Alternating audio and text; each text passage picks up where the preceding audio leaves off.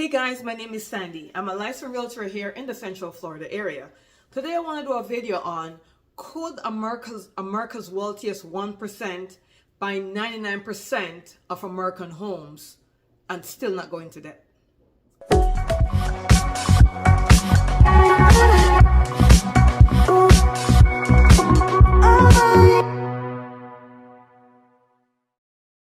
Let's jump into it. So America's wealthiest 1% could buy 99% of America's homes. Isn't that crazy? Redfin did a report to explore this. So we want to explore this and then compare it back to the last video I just did, which was about it's cheaper to rent than to own in some major cities. So Redfin reported that the top 1% is valued at 49.2 trillion, 1%. Compared to 99%, which has a value of 49.7, guys, which means the 1% wealthiest people in America could buy every home in America, every home, and they wouldn't go into debt. And here's the thing about it. When the wealthiest are buying properties, they're not doing mortgages, they're buying cash. So they don't have any problem with interest rate or what the market is doing or any of that great stuff. Also, when you're buying cash, and the seller is taking a long time to sell, you could negotiate a lower price, because if you're competing with people who have to go get a mortgage and mortgage rates are going up and people don't want to get the high mortgages, then guess what's going to happen? The market is going to become a cash buyer's market, meaning real estate agents are going to influence their sellers, or advise, I shouldn't say influence, advise their sellers, which makes a lot of sense to me, to take a cash buyer over a buyer who's going to be doing a mortgage, which means the wealthiest 1% could absolutely buy up all the properties in America if they want for cash and still not go into debt. Isn't that something? Now let's explore this a little bit more. So who is this 1%? Who is in the 1%, status quo? Well, roughly 1.3 million US households make up the wealthiest 1% as defined by the Fed as having a minimum net worth of 11.2 million. And I'm looking now because I'm reading the report directly from what Redfin reported. This is a report from Redfin. So that means that 1.3 million US households make up the wealthiest with a minimum net worth of 11.2 million. I had to repeat that, okay? And the combined of all of them, the 1.3 US households, the combination is $49.2 trillion in net worth. And if you combine the value of nearly 100 million US homes, that comes up to 49.7 trillion. So they're almost there. They're off by like 0.5. They're off by 0.5. 1% wealthiest in America is off by 0.5. What does that mean for you and me?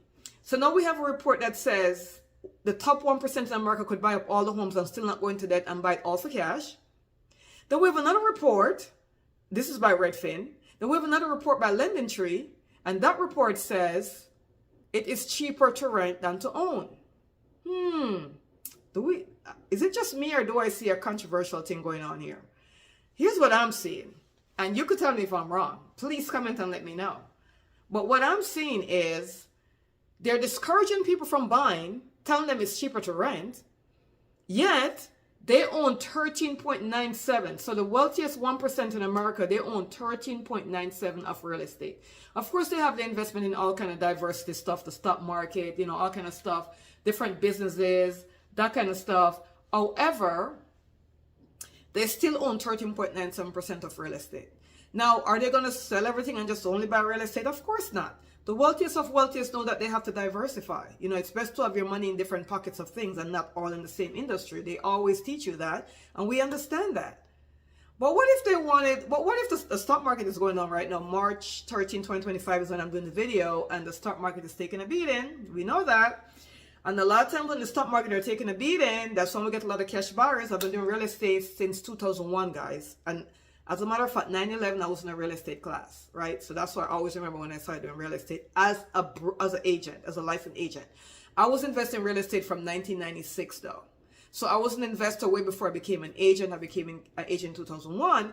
So I have a lot of knowledge. I've seen a lot of things. At one point in time, I wanted to learn so much about the real estate market. So I became a conference junkie. I was always known at a conference, all kind of conference, all over the place. Buy real estate with no money down, how to get more properties, how to get rich in real estate, all kind of stuff, right? And also professional realtor stuff, conferences. So I was a conference junkie, probably still am in a little bit of way. Could give me a chance to get away, right? That's my so-called vacation. But anyway, let's get back to the topic. When the stock market started to crash, guys, that's when a lot of cash buyers start to pop up on the market because they don't want to lose their money in the stocks. They start investing in real estate. If they're investing in real estate, real estate is expensive right now. The home prices are high and interest rates are high, right? So the market right now is very favorable to a cash buyer. Think about it.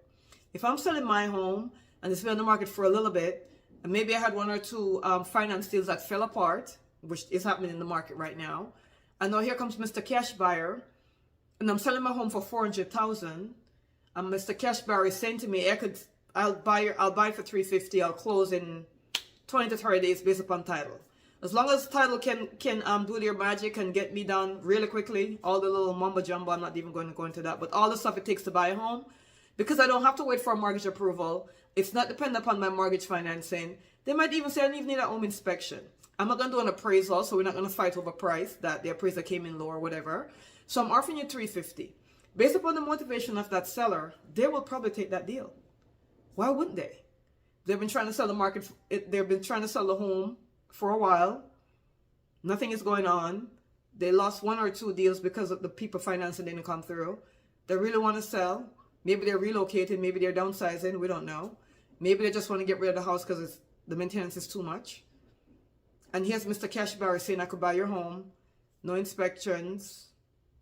No appraisals. $350. And as soon as they could drop the paperwork and get all the mumbo jumbo done, we could close. That means we're going to close in probably 30 days or less. Do you see where I'm going with this, guys? I'm going with this where it's becoming more and more affordable for the top 1% of the US people to buy for cash. Meanwhile, 99% of the other regular US people who are not multi-rich, they're still rich, they're probably middle class, maybe rich but not ultra rich. They're struggling to keep their home. There's some people are struggling to keep their home, pay the mortgage, do the household bills, take care of the kids and the pets and their parents perhaps. Meanwhile, you have these ultra rich people. So where am I going with this? How do we become the 1% of the 1%? That's what I want to know.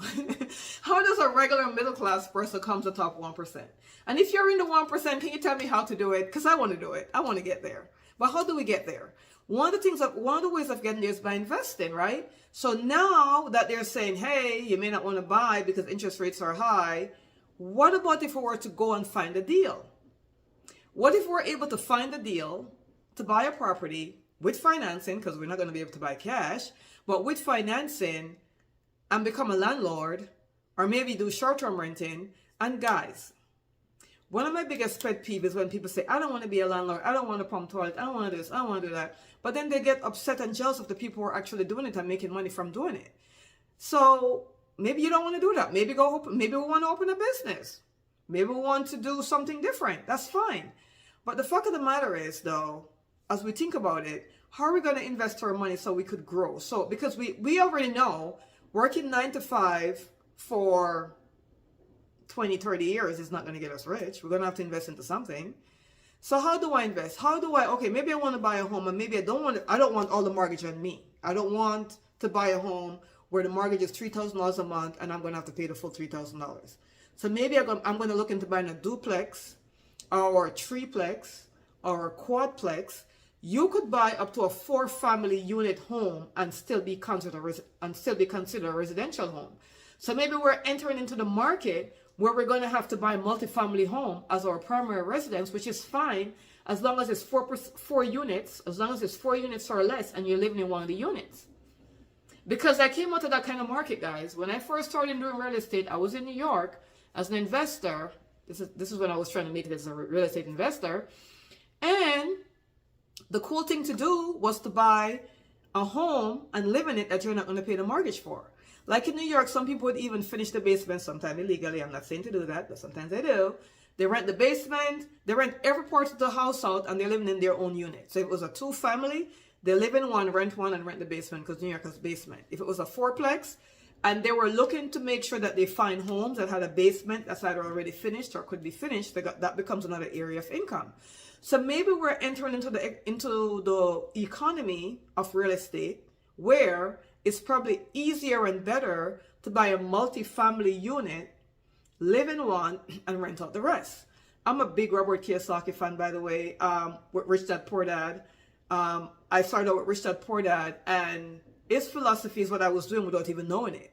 So when I read the book, I already had a 4-family building, which I didn't even realize I was doing what he was saying to do.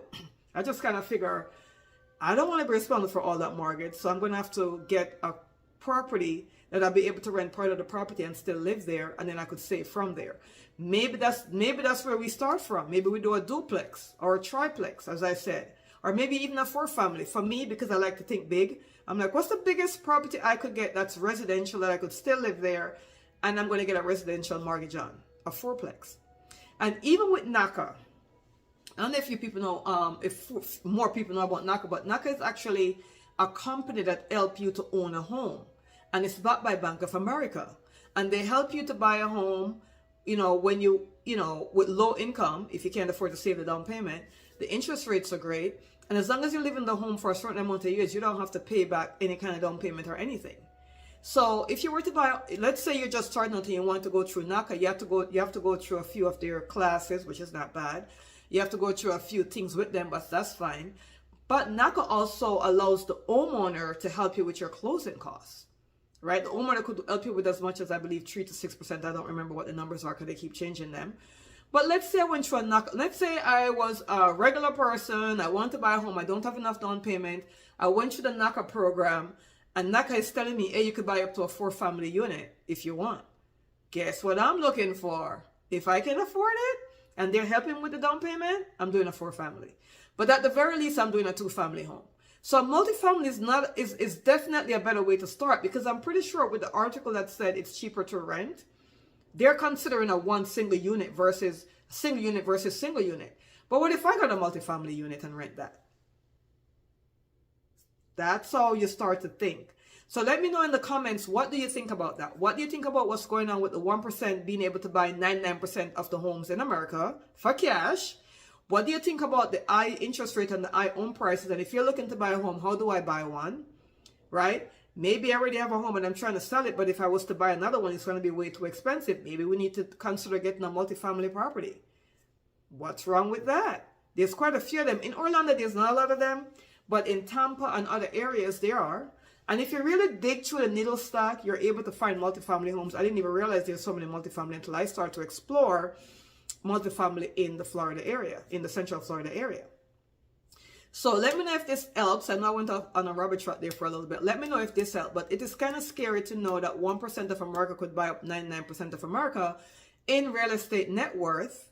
And obviously real estate is a great way to grow your net worth, and it's easier to understand than the stock market is, and it's not as futile as the stock market where it goes up and down. So real estate is still a great avenue to go down in as an investment. So we need to explore that.